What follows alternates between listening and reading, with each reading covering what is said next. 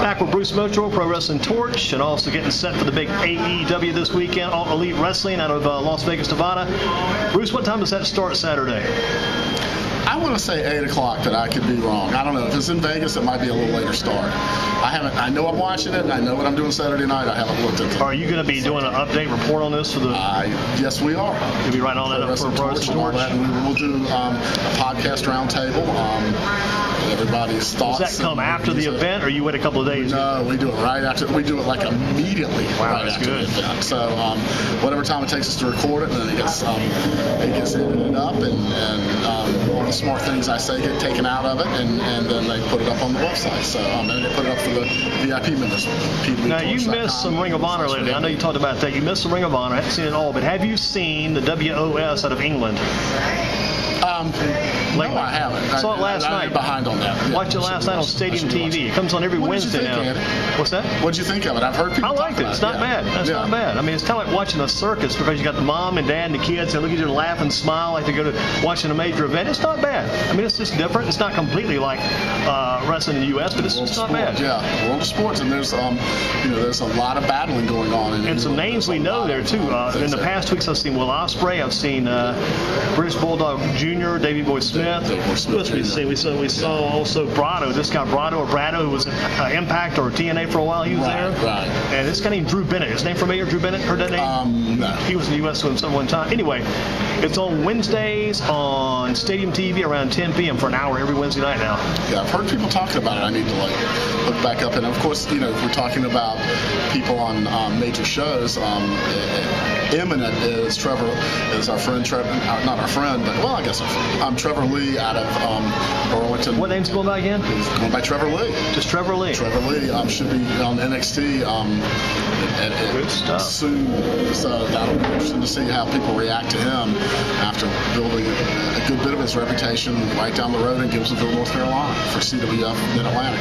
I also saw CM Punk on Stadium TV last week on a sports show. He was like the co-host of a sports show on Stadium TV. I don't... Pretty well versed in hockey, baseball, other sports besides wrestling. CM Punk carried himself well. He's definitely he's one of those wrestlers. Not all wrestlers are like this. He's a wrestler that's a sports fan and has his teams, has his hockey teams, has his baseball teams, and knowledgeable about that. And plus he's doing commentary on the MMA this weekend, right? Out of California or out of West. Right. Yeah, CM Punk doing commentary this week. Yeah. What about now, English wrestling? We've seen over the years Lord William or Stephen Regal. We saw Alfred Hayes. We saw Billy Robinson. We saw now we see Nick Aldis now. We're seeing Marty Scurll, Adrian Street. A lot of good English wrestlers over the years. Yeah, and you got the Wigan. If you go to Wigan to be trained, it's the and I say Dynamite Kid too. Oh yeah, no doubt. Well, he looks rough now. The toughest, the meanest, the most effective training that you can get if you can survive it, if you can stick England? with it in England. It used to be Stu Hart's Dungeon. This is probably tougher. No, it's Stu Hart's Dungeon as much as that was Wigan, England. Those wrestlers. It's like the Carney wrestling, isn't it? What Regal did? A lot of Carney wrestling on the Carnival tour? Yeah, you can you get trained up the legit way and then learn performance, and so that's England, and England has had a renaissance in wrestling in the last several years too. What Finally about got rid of Big Daddy? Big Daddy? Yeah, they finally got rid of Big Daddy. It took them several decades to get Big Daddy out of the way. But what about this wrestling we've seen recently? This Revolution Wrestling Alliance or Association out of Thomasville High Point. What's this group like? We heard about the Brad Anderson battle over there. Brad Anderson versus Jacob Ryan. I know, Andy, that you went right over to pwtorch.com. I did. The free, the free site where May 17 post. I had to go back and type it in at Google to go back and find it, but I found it. Yeah. So Brad Anderson, the son of and the only true Anderson we know of. The only true wrestling Anderson. Yes. Only Anderson was Al Rogowski, Arn Anderson, Marty Lundy. C.J. Anderson was C.J. Wright. Lars Anderson was Larry Hamanini. Every one of them. There's the only true Anderson, Brad, and Gene. It's kind of disheartening or disillusioning about wrestling. But anyway, there was an incident, and I just would I talked to all the principals. I did a lot of legwork, and I was there. You were there, right? You were when it happened, and basically Brad Anderson was upset with a young wrestler and Jacob Ryan, and thought that he had wronged his son, protected his son, Carter Anderson, and jumped him and threw him out of the ring. Stretched him as best he could, and then threw him out of the ring and picked him up and slammed him down in a real dangerous way. And the locker room reacted, came out, and Brad was thrown out of It's just a real interesting scene. Revolution Alliance Wrestling, they ceased operations after this. Shut it down. Strauss's. They've had a checkered. I'll just be honest. They've had a checkered run for 3 years, up and down, and not been as successful as they would like to have been. And so this was, emotions were high, and there was some. The talk was why was this match booked? And the talk was that Jacob Ryan had injured maybe Brad Anderson's son, Carter Anderson's ribs in a previous bit they had going in the ring.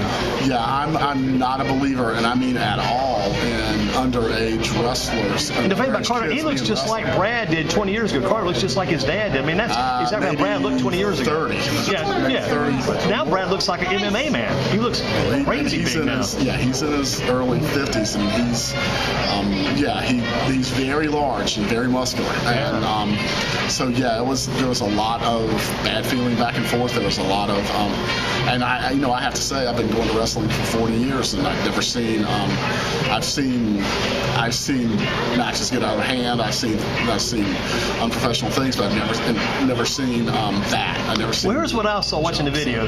They get in the ring. Yes. They got a lockup, stand-up lockup. Yes. Then he got a switch by Brad Anderson. He switches. He gets him behind, takes him down, gets on top, takes to the mat, puts on a full Nelson, rings him over, pounds him once. They go to the side of the ring. They fall in the ring, which is a little bit taller than George Southby. George Southby, you could roll into the ring with George Southby. It's that close to the floor. They fall to the floor. Then he pounds him on the floor.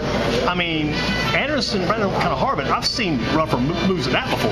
Yeah, I've seen rougher when I was than that. watching it, I got beat up like that pretty bad back in the day myself, but I mean, pretty much that was standard wrestling with a few blows. Yeah, that was legit. That was legit wrestling. He was controlling him, and he was rough with it. It was strong. And when I was watching, I thought, okay, he's being really strong with it, because that's the I thought his promo was an angle, and I didn't know that was his real feelings, so I didn't react until he took him out of the ring, picked him up, kind of in a DDT style suplex, pulled him, and then just dumped him really hard on the ring and started kicking and punching him.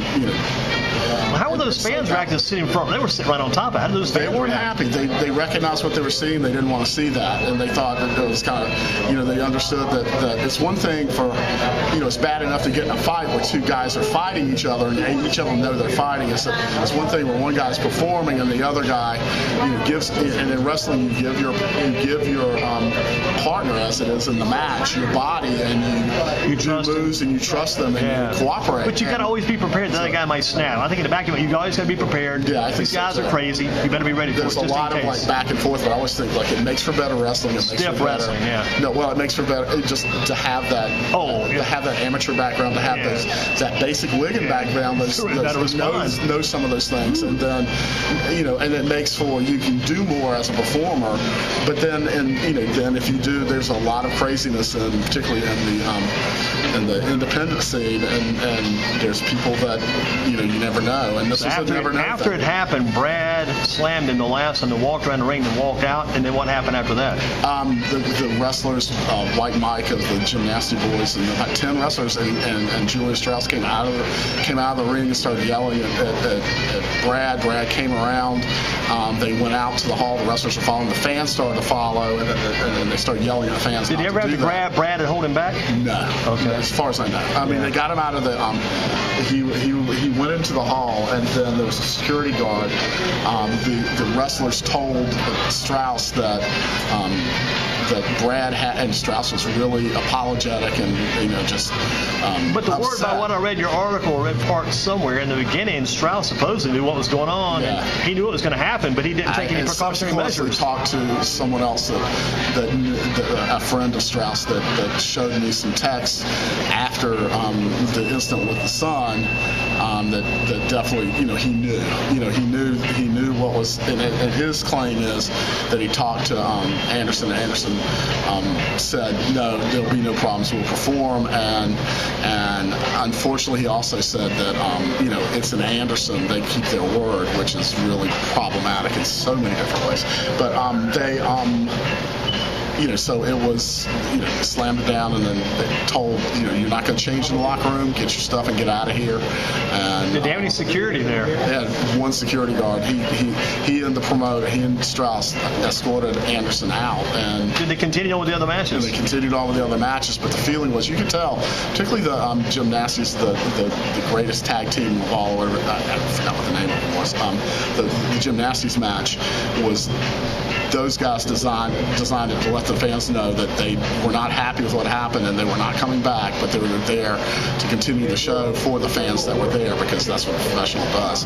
And that's there was a lot of consternation. I mean, there was a lot of angst with it. And then Jacob Riley did press charges. So we'll see what kind of charges were pressed? Assault charges. I do. I've seen the assault charges on Brad Anderson. So this will end up in court possibly then. It could.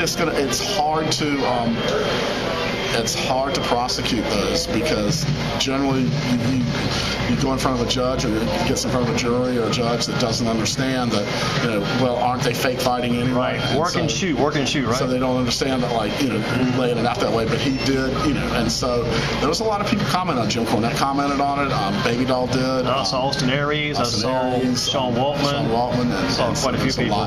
So yeah, right. You go to things you never quite know. How did you end up there?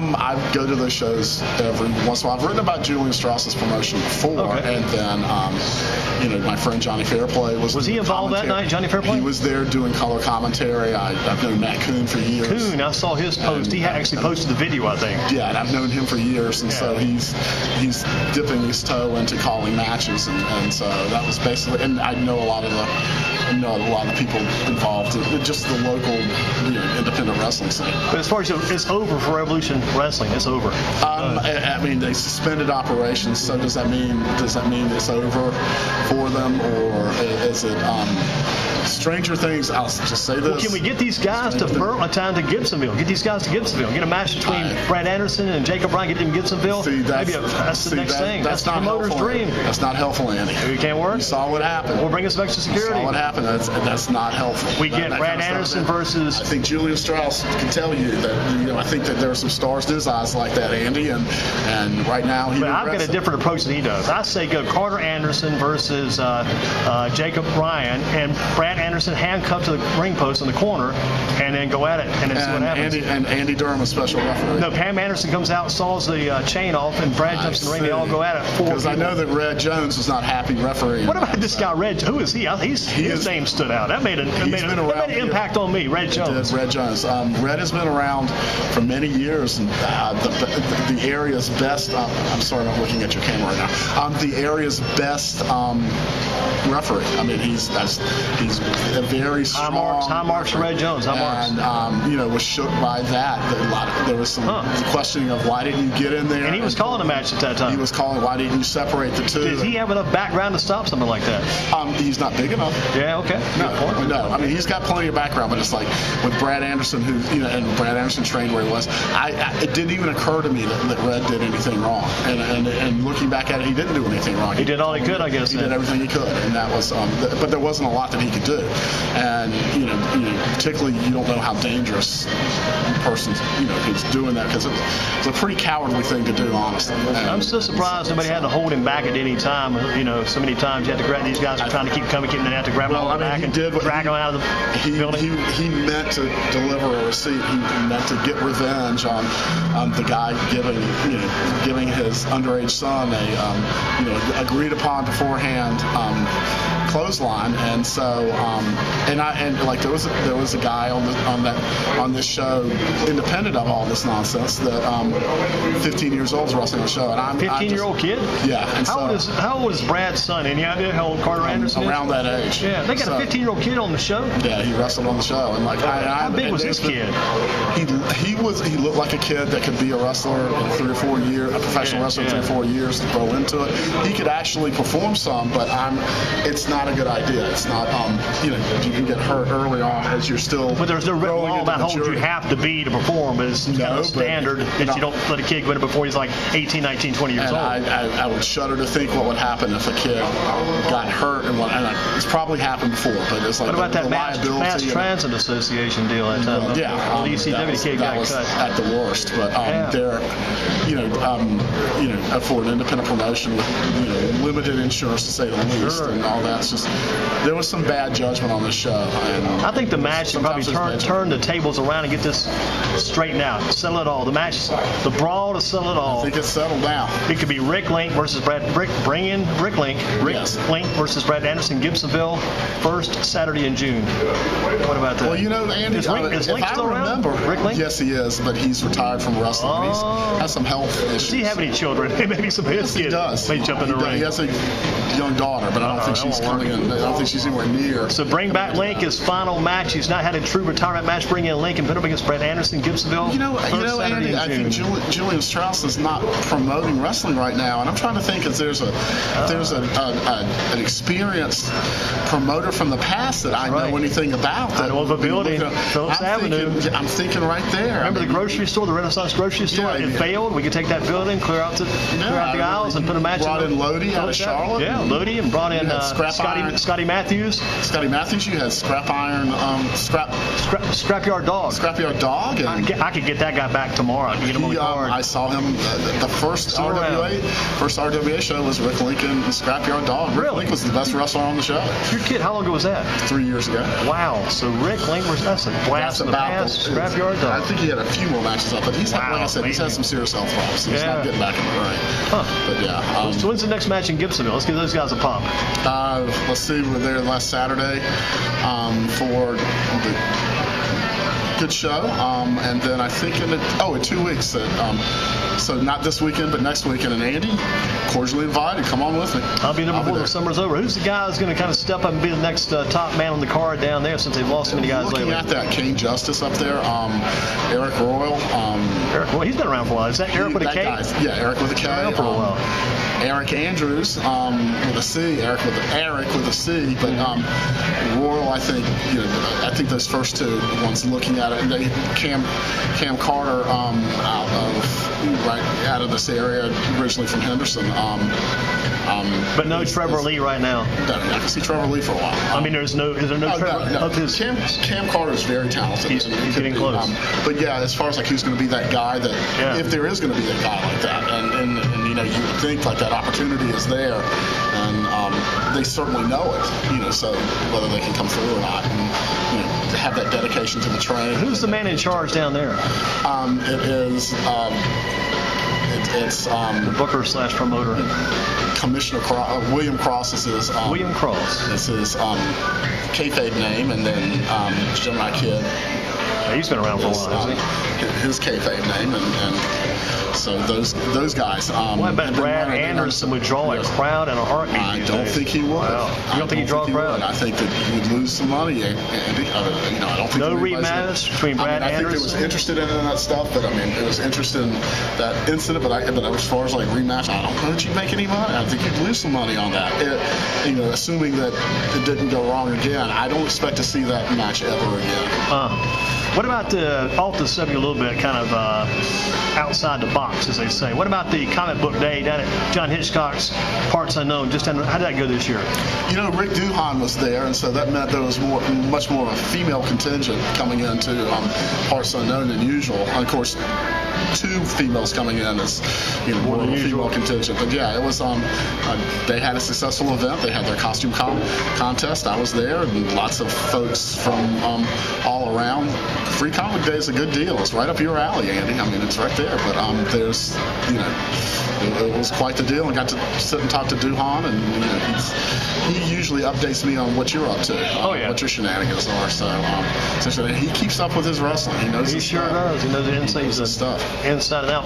Plus, with John Hitchcock, Parts Unknown, just down the street on Minden Hall, there at the Spring Garden. Spring Garden, Minden Hall, right down the street. We're right here. Yes. I think he's still number one. Oh, Yes Weekly had their recent edition of the best. I think his wasn't listed. I think John's still got the number one store. Well, it's kind of we all know that we got fake news now. So that's right. That's exactly right. Yes Weekly, fake news. Yeah. So that the ballot box was stuffed again. They don't have a box. It's now the internet was charted and stuff. It's all you talk about. The back and forth and the feuds in professional wrestling. It's nothing compared to comic book wars, and Acme and Comic Dimension and Parts Unknown and Sailfish Comics, and we are blessed with 4 comic book stores. But number one is still Parts Unknown because Mick Foley was there. I was there the day Mick Foley was there. And as you recall, and he was on TV again this past. Let's connect all that. As you recall, this Monday night he came out to present the 24/7 belt, which was a variation of the hardcore belt that WWE had, and the hardcore belt had its origins at Parts Unknown on a Saturday afternoon. Mick took it back to New York that Monday night when he had the TV show. There was a fan that looked very much like it wasn't by coincidence, but very much but looked very much like Mick Foley carrying a belt he designed, and he called it the hardcore belt, and he had Foley sign it, and it wasn't that much longer that WWE had a hardcore title,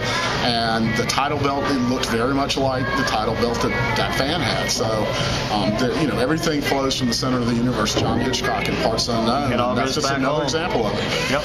Universe is aligned right now. John Hitchcock, Parts Unknown, Rick Chong, Bruce Mitchell, myself, and quickly AEW Saturday. Give us one more blurb about that because we got to close that. That's the biggest thing going on right now. Yes. That is not the best wrestling planet. It's still Ring of Honor, but they're second best and getting closer right now. Saturday, what we got? I put them ahead of Ring of Honor. There you go. I really do. I mean, I agree with you there. Sure, yeah. As far as once they got TNT, they got the national broadcast platform, and they have proven that they can draw bigger crowds. So it's there. If you're looking for it's the company that could very well be real national competition for the WWE, and that changes a lot of the dynamics of the entertainment. And it can be better for fans. It can be better for people looking to watch wrestling, and we hope for that. But lots of things going on in the business side of professional wrestling, lots and lots right now. So that's always exciting because I can flow back into the ring.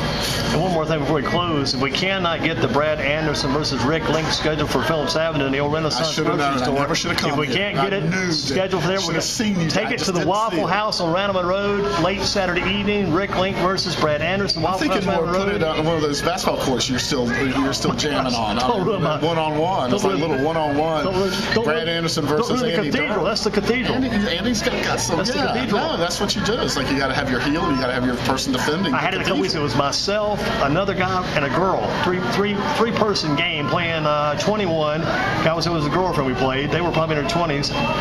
Maybe he was in his 30s. Anyway, great basketball game a couple weeks back. Great ball game at Jefferson School off New Garden Road. That's what I want to see. That's what I want to see, the Brad Anderson, Andy Durham one-on-one matchup. I'll play him if I can't beat him in basketball, I'll walk away. I'm going to take on Brad Anderson in basketball. I'll beat you, Brad, in basketball. Come on, Brad. Put that on Twitter. Put it up there, at Mitchell PW. And the winner gets the All-Star Special at Waffle House on Randleman Road. The winner gets the All-Star Special. Or a free drink at Sheetz on Spring Garden. I got you. Well, I mean, I might not need the winner might need a drink, and the loser might not need anything after that. So I've already got my plans at George Mother's funeral service. I'm ready to go. Although I think you could take Brad Anderson. Basketball, I think I can. Wrestling, I think you could too. I need 6 weeks 6 days. to get ready. 6 days. Yeah, I think you could. You got that speed on him. And speed, endurance. He's got some power because he's got the upper body like Gene had. He's got that thick upper body. Oh, he's thicker than Gene ever. He's thicker than Gene ever. Gene was sagging a little bit towards the end, a little bit of sagging on Gene, but boy, he was definitely thick.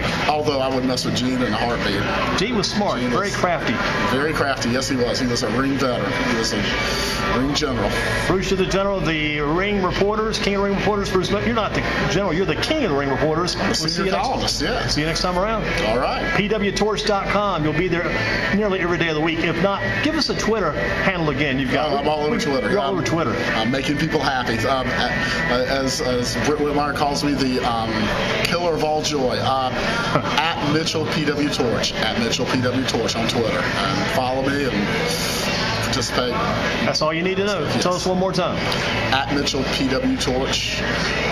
And then pwtorch.com and pwtorch.com/govip. He's the man, Bruce Mitchell. We'll see you next time, Bruce. All right.